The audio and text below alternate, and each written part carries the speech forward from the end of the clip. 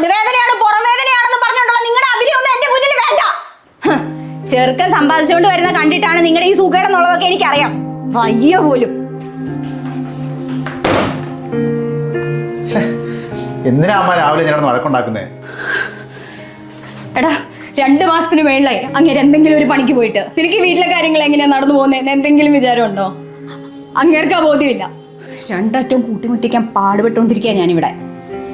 ചിട്ടിയും വട്ടിയും ലോണും ഒക്കെ ആയിട്ട് എത്ര രൂപ വീടിന് കടമുള്ളതെന്ന് നിനക്കറിയാവോ? ഇതൊക്കെ എങ്ങനെ തീർക്കാനാ?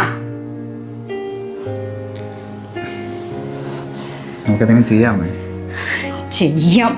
ബാങ്കുകാരെ ഒന്ന് ജപ്തി ചെയ്യുമ്പോ പഠിച്ചോളൂ സ്വന്തം മോനും.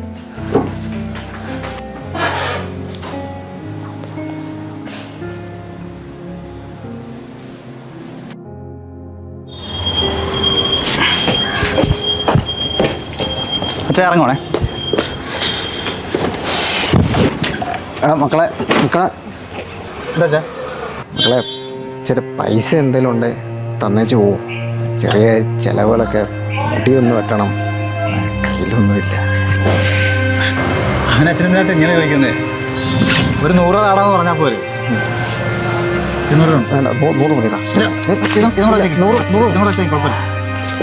അമ്മയോട് പോയി പറയാൻ നിൽക്കണ്ട. ആ ഇല്ല, ശരി പോയിട്ട് പോട്ടെ. ആ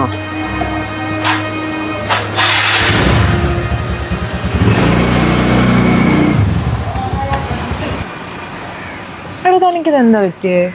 രാവിലെ തൊട്ട് മൂഡ് ഓഫ് ആണല്ലോ. നമ്മൾ തമ്മിൽ എന്തെങ്കിലും ഇഷ്യൂസ് ഉണ്ടോ? അതൊന്നുമല്ലേ. എൻ്റെ അറിവ് ശരിയാണെങ്കിൽ അച്ഛൻ്റെ 18ാമത്തെ വയസ്സോടെ ജോലിക്ക് പോകാൻ തുടങ്ങിയതാണ്. 40-45 വർഷത്തിനിടയിൽ ഒരു ദിവസം പോലും അച്ഛൻ വീട്ടിലിരുന്നതായിട്ട് അമ്മ പറഞ്ഞു. അല്ലെങ്കിൽ ഞാൻ ജനിച്ചതിന് ശേഷം ഒരറിവില്ല. എല്ലാ ദിവസവും അച്ഛൻ രാവിലെ ജോലിക്ക് പോകും. ഇപ്പോൾ കുറച്ച് ദിവസമായിട്ട് അച്ഛന് ജോലിക്ക് പോകാൻ പറ്റാത്തത് കൊണ്ട് അമ്മയൊക്കെ കലിപ്പില്ല. വീട്ടിലെ ഫിനാൻസ് മിനിസ്റ്റർ അമ്മയാണ്. ഇത്രയും നാളും അച്ഛൻ്റെ ഭാഗത്തുനിന്ന് വരുന്ന ഒരു വരുമാനം കൂടെ ചേർത്ത് വെച്ചാൽ വീട്ടിലെ കടങ്ങളൊക്കെ തീർത്തുകൊണ്ട് വരുന്നത്. ഒരുപാട് കടമുണ്ട്, നിനക്കും അറിയാലോ. ഇന്ന് ഞാൻ രാവിലെ ഓഫീസിൽ പോയി ഇറങ്ങാൻ നേരത്ത് അച്ഛൻ ആദ്യമൊക്കെ വന്ന് എൻ്റെ മുമ്പിൽ പൈസ കൊണ്ട് കൈ നീട്ടി. മുടി കെട്ടാൻ പൈസയില്ല, ഒരു 100 രൂപ ഉണ്ടെങ്കിൽ താടാന്ന് വെച്ചിട്ട്. അപ്പം തൊട്ട് എന്തോ ഇത്ര നാൾ അങ്ങനെയൊന്നും ഉണ്ടായിട്ടില്ല.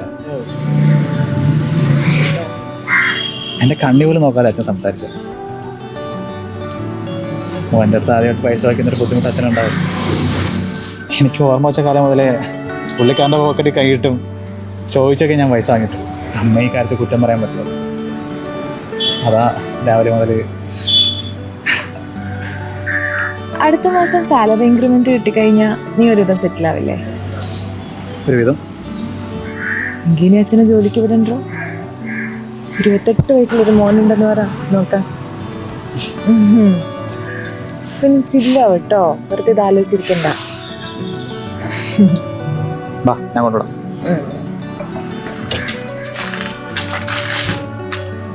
ഇതാർക്കാമേ 2 പൊതി? അച്ഛനെ നിനക്കും. അച്ഛനെന്തിനാ പൊതിഞ്ഞെടുക്കുന്നത്? എടാ അക്കരെ വീട്ടിൽ പണിയുണ്ടെന്ന് പറഞ്ഞ അച്ഛൻ. എന്നാ അച്ഛന് പൊതിയണ്ട. അച്ഛൻ്റെ അടുത്ത് ഞാൻ പോകണ്ടെന്ന് പറഞ്ഞിട്ടുണ്ട്. എന്തീ പറയുന്നേ? അമ്മ, ഇനി ഈ കുടുംബത്തിന് വേണ്ട പൈസയൊക്കെ ഞാൻ ജോലി ചെയ്തുണ്ടാക്കുന്നത്. ഞാൻ തീർത്തോളാം നമ്മളെ കടങ്ങളും കാര്യങ്ങളൊക്കെ.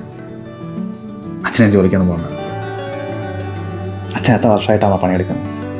പയ്യ പാവത്തിന് ഇനിയെങ്കിലും റെസ്റ്റ് എടുക്കട്ടെ.